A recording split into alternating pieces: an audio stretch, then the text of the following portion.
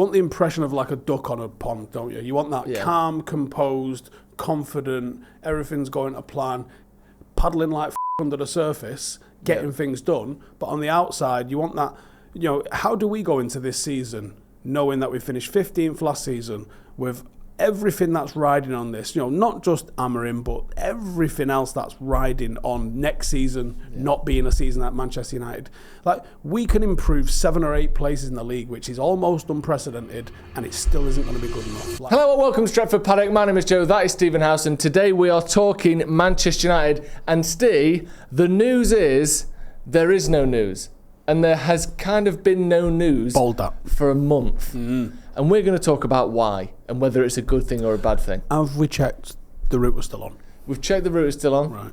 When you send Wilcox a text, it gets the 2 ticks, but it never turns blue. Right. So it has arrived. Pied. Something's going on. But that's kind of the point. Is the 2 ticks grey better or worse than the 2 ticks blue and red? I feel like the 2 ticks blue, no reply.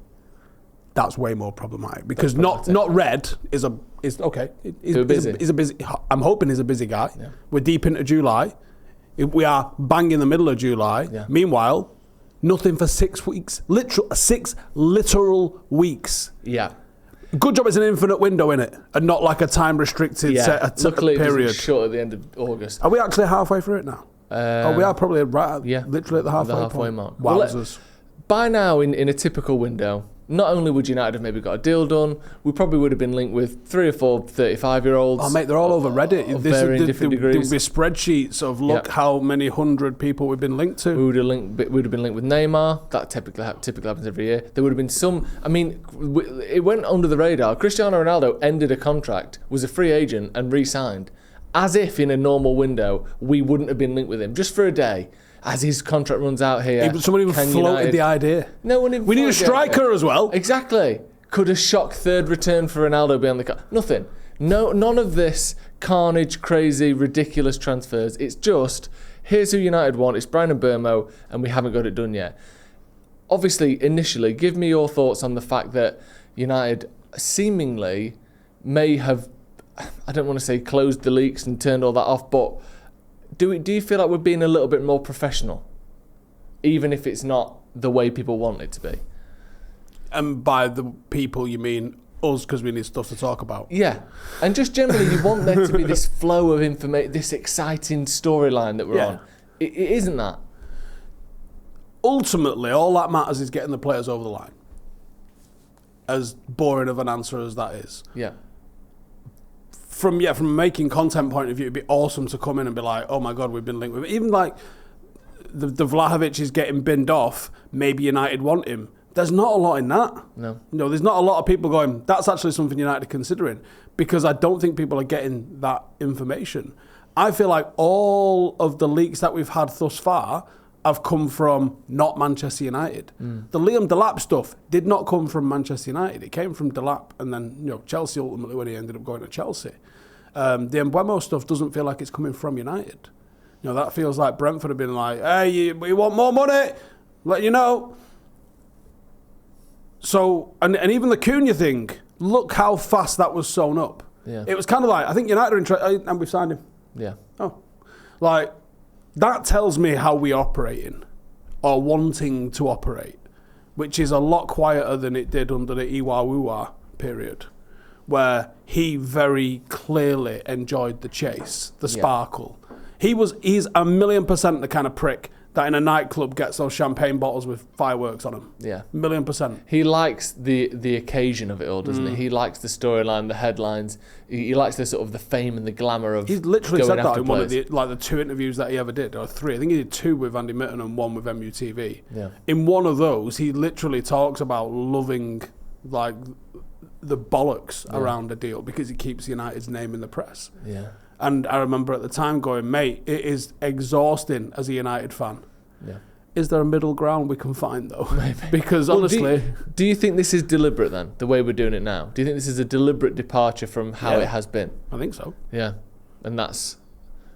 What do you think the aim of that is? Just to keep people guessing? Do you think it's so that we can not waste money on players, not let buying clubs know that we're desperate and that we want this player? Like, why do you think they are doing it that way? Because obviously, from a silly speculation way, it makes sense. But realistically, whether United are linked in the Daily Star to Neymar or not doesn't necessarily affect Manchester United. Why do you think we are going for this slightly more closed shop, less leaks, less rumours approach to the window at the moment? Well, a couple of reasons. One, it was unnecessary. Yeah. I hope they're really busy. And I hope they're not thinking, let me just fire off a handful of texts just to keeping us in the news cycle. And I hope that they're just doing the job rather than being seen to do the job.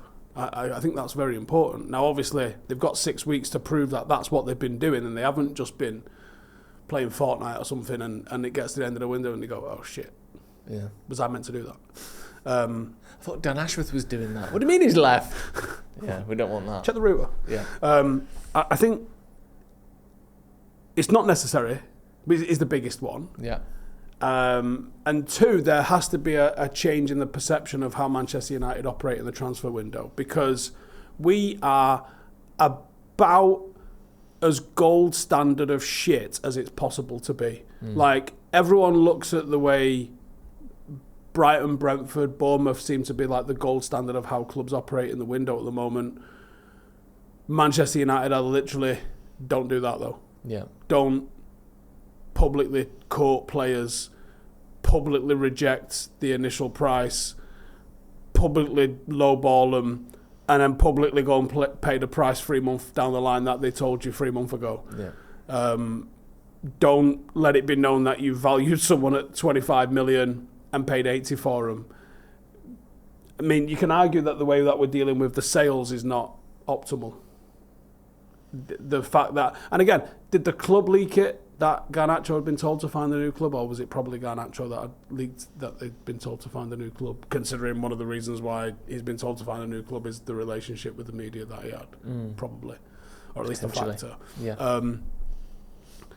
Because that isn't, like, if that was deliberately leaked by the club, that's fucking thick. Yeah. Because you're immediately going to lowball yourself. And the fact that the club came out not too long into the window and said, we've put a £70 million price tag on Garnacho, which I don't believe for a second. I think that was just the first salvo in negotiations. I think that tells you what the club were actually thinking about in terms of that. So perceptions needed to be changed. It isn't necessary, and Woodward no longer works here, I think, are the main factors behind why it's so quiet. It'd be easier to take if there was more movement, though. Like, if Mbeumo had got done by now, and we'd been like, okay, next target, or we'd sold a couple of the want-aways, it would feel like there's more progress. But from literally the 1st of June, day one, bosh, here's a new shiny thing, to sitting on your hands for 6 weeks feels like such a long time for no more movement to have happened. Sorry, forgive me. There has been movement. We've made bids that haven't gone through for a player, and we're still in that phase. Yeah. I mean, well, that sort of leads me on to the next question, because obviously that's why it might be a good thing and it might be on purpose. Is there a chance, though, that it's almost just a kind of reaction and a mirroring of the fact that not much is happening, that we aren't really doing anything? And obviously, I'm not saying that we're sat there like you said, playing PlayStation and not ringing anyone, but is the quietness, is the lack of movement a simple response to the fact that there is a lack of movement and there is a quietness there? Do you worry that that's the case, that it's almost incompetence that doesn't have a voice rather than, we're keeping things hush-hush? It's all plausible. Yeah. It's all incredibly plausible. And it also might be a case of that we can't move until we make some sales. That could also be a factor. Yeah. Maybe the hold up on Mbeumo is us lowballing them because we can't actually complete a deal until we make some sales. Although you would assume that you could have that conversation. All right, listen, we'll do 77, whatever, 67. Yeah. But we need to just get rid of someone. So do you mind, we can do all the paperwork now, but we'll action it the day that whoever goes. I don't see a selling club having an issue with that because then they can move on. Nobody wants this done at midnight on deadline day. No. Nobody. There's no benefits to that whatsoever, apart from Sky Sports, yellow tie knobs. They can have a good old day out on things like that happening. But no one likes that. No one wants to miss 6 weeks of pre-season and preparation. Nobody wants to miss all of the information and training with their new teams, the sorting out of schools. So I know they go to private schools, but if you've got kids, you've got to get them into a school on a week's notice is insane. Like, that's such a massive factor that people don't consider. And yeah, their kids are Premier League players. They're probably fine, but still. Yeah, stressful. It doesn't, like you said, it's not the optimal way for this to happen for anyone except Sky. Jim White. Yeah, Jim White, he loves it. Does he even do it anymore? I don't care. Someone else now, probably. How important are these next few weeks then? Because that's when we will find out whether it is column A, we're doing things quietly, we want to change the vision and the reputation of Manchester United, we want to be seen to be bartering over 1.5 millions rather than 20 millions that we get sort of would swing either way on transfers previously.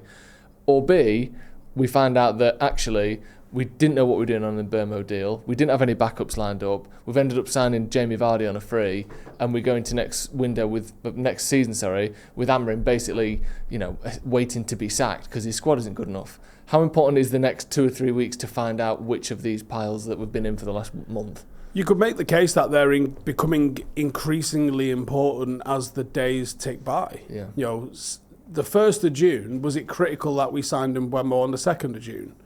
No, it was important that we got him done prior to pre-season or the 1st of July or whatever reason that people was giving for whatever reasons.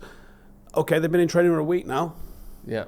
Even if we sign him today, he's missed a week and a half. Yeah. If we sign him this weekend, he's missed 2 weeks. Can we sign him, I think it's Tuesday they travel? Yeah, the 22nd of July, yeah. So, has he got an Esther? Has he got all of the paperwork required that he needs to be able to travel? Because I think, haven't we seen someone that signed either last year or the year before that couldn't travel because they didn't have the paperwork? Yeah, I can't remember who it was. We signed someone halfway through the tour. I think we still had 2 games left, and they're like, they'll just join after. They'll stay in England now. Yeah, but would that not be valuable? Yeah, if they massively. could be with them. So, there's so many things to get in a row and ordered out that it just doesn't make you fit. What you want is you want the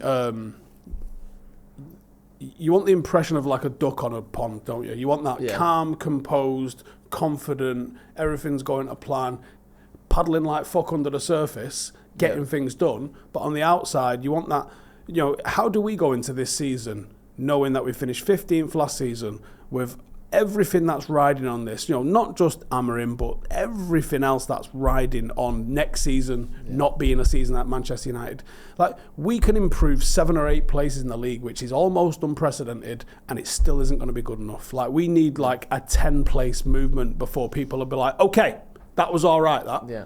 And that's going to be incredibly difficult to come away with. A 10-place movement is mental. I bet they've been less than a dozen of those in Premier League history where a team has had a 10-place swing like that in one season. And I bet they didn't do it signing one fucking player. No. So the importance of next season can't be overstated. If we have another drop, not even to the level we dropped off the previous season, which was 7-place drop? Yeah, 8th to 15th. A 3-place drop relegates us. Yeah. A 3-place drop relegates us. So, could you say that a 3-place drop from here is impossible? You're mental if you do. Yeah. No, it's entirely possible. So you've got to mitigate that as best you can, and the way you're going to mitigate that is by fixing the issues that we had last season. Have we fixed the issues that we had last season? No. No. I wouldn't even hesitate. It's just no. Yeah, it's just absolutely not. No, we've not. So why do you think this season is going to be different? Maybe injuries, maybe. Maybe there's a little bit more of adherence to the system, maybe. Maybe the players are a little bit fitter, maybe. Yeah. But maybe the 1 game a week helps us, maybe. But there's no guarantees. And I know there's no guarantees anyway. But signing in Mbeumo and a top-level striker is about as much as you could do. And getting rid of those 4 or 5 want-aways would be about as much as you can do. It just doesn't feel like... And again, it's not the fact that there's no movement happened. it doesn't feel like there's movement. No. And that's the worry for me, is like, you've got such an important season coming up. The question was, how important are these next couple of weeks? I don't even think you can get to the next couple of weeks. I think the next 7 days. If they're not on that plane, that's a problem. Now, getting them in before the end of the window, huge compared to not having them. But then you're looking at a player that, well, he's not. You're coming into the first game of the season with excuses. Yeah, it's caveats already, isn't it? Oh, he's not had a pre-season. Yeah. Oh, he's not been with the team very long. Oh, he doesn't really know his role. You could have fixed all that by having all your ducks in a row and doing it like you did with Cunha. Yeah. Like, are you telling me that 7 weeks in, Amorim didn't know some of the positions he wanted to strengthen? Are you telling me that? Because I don't buy that. Are you telling me by the end of January he went, right, here's what I want by summer? Cunha looked like it was pretty much done really quickly. And there wasn't a lot of leaks about it. So how has it taken another 6 weeks that we've not pivoted? Even to ship Brentford up. Yeah. Like, even to ship Brentford up and say, okay, Mbeumo, we can't get him done. We're not. Again, it's another tactic to make it look like you're not going to overpay. Because when you're just sitting there going, I really want a Mbeumo, right? Then they're going to sit there and be like, well, you'll pay what we want for him. But if you start giving it eyes to the fat chick at the bar, maybe we'll take her home. Maybe Brian can stay here and polish his own dome. Yeah? Yeah. And then, it's negotiations, isn't it? Yeah. And we haven't done that. We haven't given anyone the eyes. And maybe that's, again, is it necessary?